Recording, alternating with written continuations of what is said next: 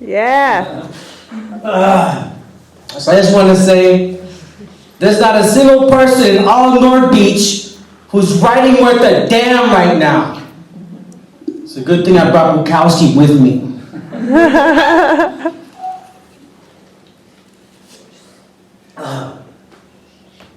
When I was in high school, drinking 40s was all the rage. Not once did I ever get through an entire 40-ounce bottle of beer, because I was tiny. I'm a little dude. It was ridiculous. I actually had to hold the bottle with both hands. Sir. It's all right to laugh. Don't be afraid. Don't be afraid of the humor. My English teacher in high school gave me Ham on Rye to read one summer. I was 17, because she felt that that's what I was doing in my stories at that time. And it was very familiar to me. A lot of the themes, in particular, the difficult father. So this is from Ham on Rye. I had begun to dislike my father. He was always angry about something. Wherever we went, he got into arguments with people. But he didn't appear to frighten most people. They often just stared at him calmly, and he became more furious. If we ate out, which was seldom, he always found something wrong with the food and sometimes refused to pay. There's fly shit in this whipped cream. What the hell kind of place is this? I'm sorry, sir. You didn't pay. Just leave. I'll leave all right, but I'll be back. I'll burn this goddamn place down. Once we were in a drugstore, and my mother and I were standing to one side while my father yelled at a clerk. Another clerk asked my mother, "Who is that horrible man? Every time he comes in here, there's an argument." "That's my husband," my mother told the clerk. Yet I remember another time. He was working as a milkman and made early morning deliveries. One morning, he awakened me. "Come on, I want to show you something." I walked outside with him. I was wearing my pajamas and slippers. It was still dark, the moon was still up. We walked to the milk wagon, which was horse-drawn. The horse stood very still. "Watch," said my father. He took a sugar cube, put it in his hand, and held it out to the horse. The horse ate it out of his palm. "Now you try it." He put a sugar cube in my hand. It was a very large horse. "Get closer. Hold up your hand." I was afraid the horse would bite my hand off. The head came down. I saw the nostrils. The lips pulled back. I saw the tongue and the teeth, and then the sugar cube was gone. "Here, try it again." I tried it again. The horse took the sugar cube and waggled his head.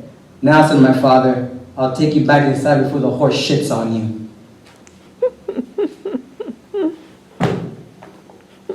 So my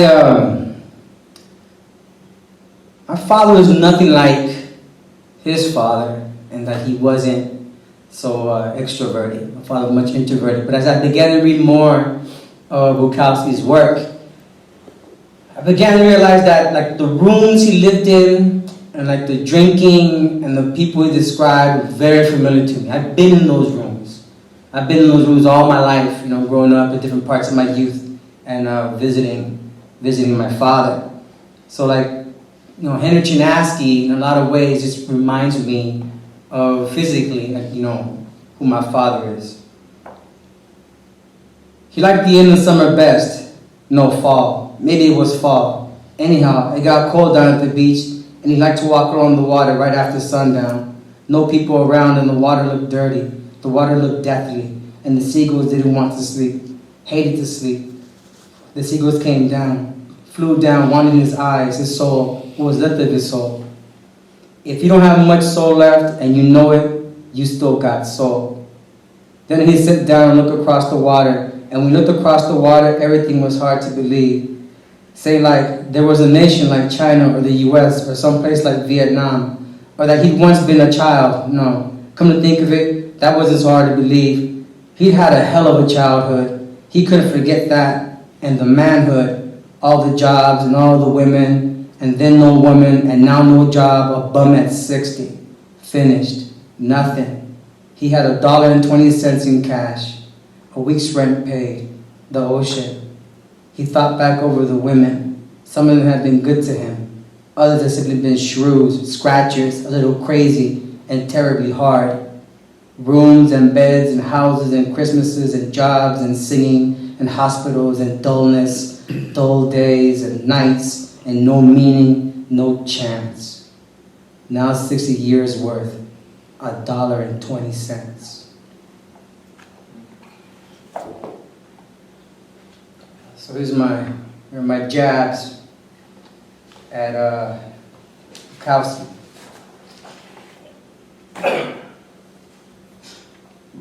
Conversations in a cheap, dirty room. The room was square and dark. A single blade of light slipped past the thick, cheap curtain. There was a bed, a night table, dresser, and black and white TV. The TV was always on. I sat in the only chair in the room, a brown folding chair. The picture on the screen bounced up and down, so I leaned forward and reached for the control panel to fix the hold. I lifted the plastic cover and roaches spilled out from underneath. The fat bugs sounded like beans dropping on the carpet, a few at a time. Whoa, shit! I jumped back. It was an old heavy TV set with the glass tubes and big knobs. We had roaches in our apartment too. I had it in my head that people live with roaches. That's what I told myself so it wouldn't bother me too much, but they startled me anytime they popped out from somewhere I didn't expect to find them. I crushed as many as I could. A small paste formed on the rug. It was foul. I stopped crushing them and wiped my shoe clean. Bob. Bob. My father didn't hear me. He was dead asleep. He worked a swing shift and slept until late in the morning. I touched his leg. He didn't move. My parents broke up when I was a young boy. I got it. He wasn't any good to my mother, and my mother could take no more of his shit. She had taken it longer than anybody should have. The point was, she finally had enough. Good for her. When he left, I didn't miss my father. He was hard on me, but he visited on Saturdays and I had to see him. It wasn't good though. He yelled at me a lot. It seems we couldn't talk without it getting to screaming. "You're always raising hell," he'd say. As I got older, we managed to become tolerant and civil. "Hey, Papa." "Hey, Tonio. How are you?" "Fine." "Can I have some money to go to the movies with friends?" "Okay." "Thanks, Pop." "Okay, Tonio. I'll see you." "See you too, Pop." Like co-workers changing shifts. No sensitive topics, no meaningful words, just peace. "Papa." Still no movement. It was early for him. It was late for the rest of us. I visited my father because I was the one that was around. Everybody else was married and had kids and lives of all their own someplace else. I was a young single man looking to be an artist, a writer. I had aspirations, delusions. I took it upon myself to look in on the old man. "How you been, Pop?" He sat up on his bed. He wore a sky blue terry cloth robe. He was a big man. His legs stretched well beyond the end of the robe. His toenails were long. Sky blue was a strange color for my father. He stroked his head. He was tired. He wrinkled his forehead. He looked like he had a bad taste in his mouth. Then he looked at the clock on the night table. "It's late." "Yeah, Papa, it is late. You feel all right?" "I feel fine. I'm just very tired." "Maybe you should eat something." I must. It's already late." "Yeah, Pop. The rest of the world has been awake for a long time." The blade of light cut across his legs. He closed his eyes. He took his time to wake himself. When my father was well, he was sharp. He was a man of numbers, an accountant back in his home country. He was educated and spoke like an educated man. The army was good to me. It showed me discipline. That's what you learn in the military. Is that what you had when you were with Mama? Well, that was another time. A time when you weren't disciplined. What I mean to say is that the military can be good for a man. Men are good for the military. The military is nothing without people to wear their boots. A man can gain a lot of skill. A man has decided away his life. In a sense, you're not a man at all. You can't think on your own. You have no free will. You're trained to follow orders without question. You follow orders because it's what's in the best interest, even if it's a terrible order. All you do is twist my words. I have free will, Pop. I've been taught to think for myself. That's what school does. School can also be good for a man. My father remained quiet for a moment. Pop. Yes? What happened to all that discipline? When I was a kid, my father and I liked to talk baseball. He was proud of how much I knew about the game. He thought I really knew my stuff. Who do you think will be the MVP this year? I think Paul Molitor is going to win it. He's batting over 300, has more than 100 runs scored, and plays a solid third base. Papa beating proudly. Do you know David Green? First baseman for the St. Louis Cardinals. That's right. You know, he's from Nicaragua. He is? Yes. But he's black. He's from Bluefields on the Costa Atlántica. There are black people there, and they speak English and Spanish. There is quite a mix of races, including the native peoples, the Miskito, the Sumo, Rama. He's Pinolero like you and me, but he's black. The room smelled. It was stale and sour and suffocating. Clothes were piled up on the floor at the end of the bed on top of boxes stacked in the corner. Even on top of the TV, even up there were clothes. Papa, you gotta take better care of yourself. This place is a mess. Yes, I know, it's been like this for a couple of weeks. A couple of weeks? Pop, you can't live like this. Yes, I know this, but this is the state of things. The current state of things. You haven't always been this way. When I was in high school, my father found God, and it became his calling to show me the light and the truth and the way. This Sunday, there was a special event in my church. You mean Mass? Yes, but then there's a gathering and people get together and have food and socialize. Thank you, Papa, but I have my church. Yes, but that church is not the truth. How do you know that? It believes in the same God, Jesus Christ, but they don't understand Jesus the way my church teaches him. Fine. In any case, I'm not interested in going to church. No, thank you. Jesus Christ, I'm just trying to teach you the truth. And I don't want to go to your church. Your people make me feel uncomfortable. They don't have any interest in me unless I'm going to your church. They don't even greet me, just acknowledge I'm your son. They act like I don't exist. What kind of Christian is that? If I decide to go to church, I'll go to my church. You never change. You're always raising hell. Me? You were the one beating everyone. You were the one tearing mama's clothes and breaking mirrors. The crying and yelling was because of you. That was a living hell. Yes, but God has delivered me.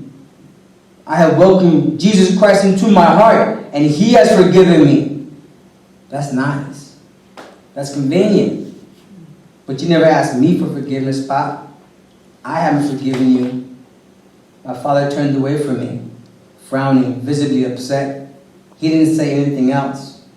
He stopped inviting me to his church altogether. Under his bed, my father kept a piss pot. It was a quarter full. That was nasty. Who kept a piss pot in his room? That was something from the old country, where there was someone to press my father's shirts, clear his plate off the dinner table, ask if there was anything else he needed, and apparently carry out his dirty water for him. I didn't understand how any man could stand the smell of his own piss under his bed. Jesus, Pop, you gotta get out of here. It's not so easy a thing. Nothing is, Papa, but staying here is harder. The walls are gonna fall in on you. You're gonna get smothered under a pile of dirty clothes. You're gonna asphyxiate from the smell of your own filth. Damn it, Papa, I'm worried about you. Someday I'll get my affairs in order. There's a lot I need to accomplish. My father always had his vocabulary, his lexicon. I noticed a 6-pack of Lowenbrow on the floor by the door. The bottles were empty. Papa, do you want some help? No, it's just a matter of organizing myself and setting little goals. I can start with cleaning up a bit. Pop, I care about you. I worry. Contrary to popular belief, I care about you too. I know that, Pop. I know. The roaches were crawling inside the TV. A pile of pants were at the foot of the bed. The sun was still shining outside. The blade of light was now across his feet.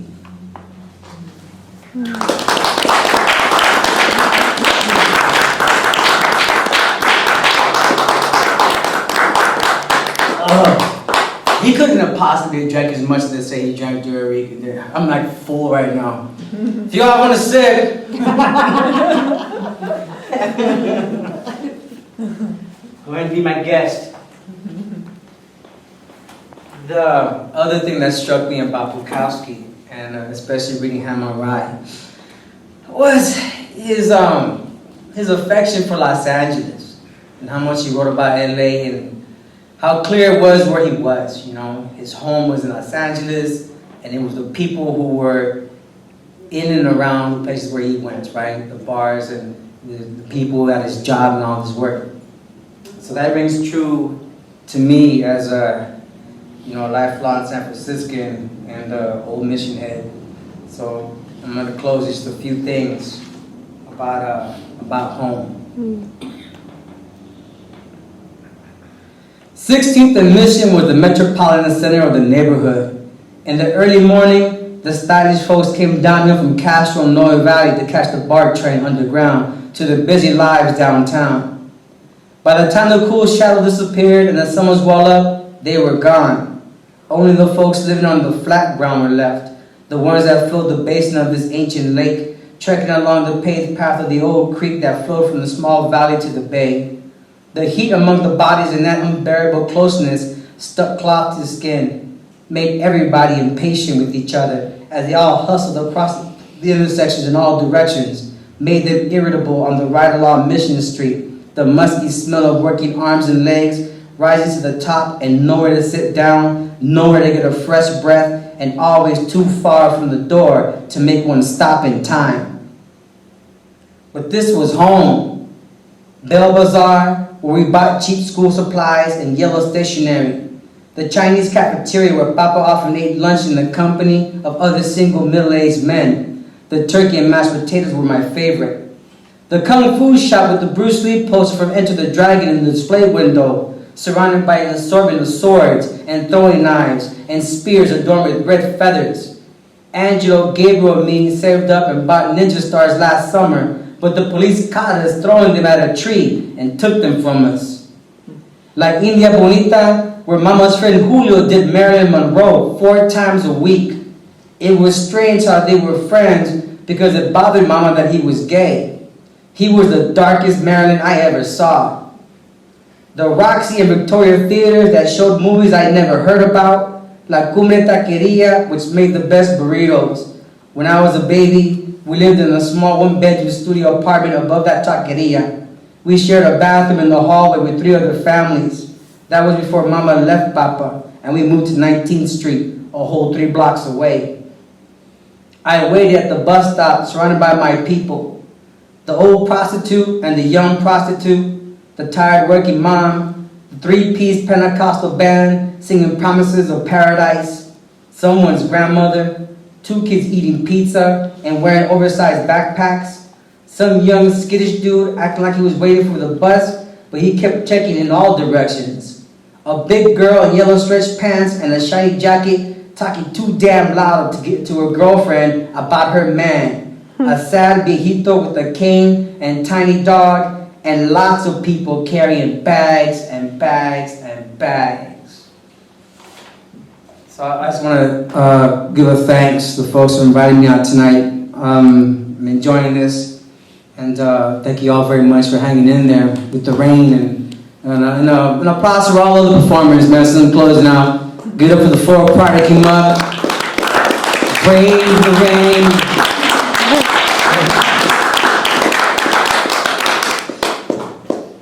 I might as well keep my strength up. Oh, that's bad. No bueno. I was gonna get like a Guinness, like nah, I was like, Bukowski. Damn you, cheap beer!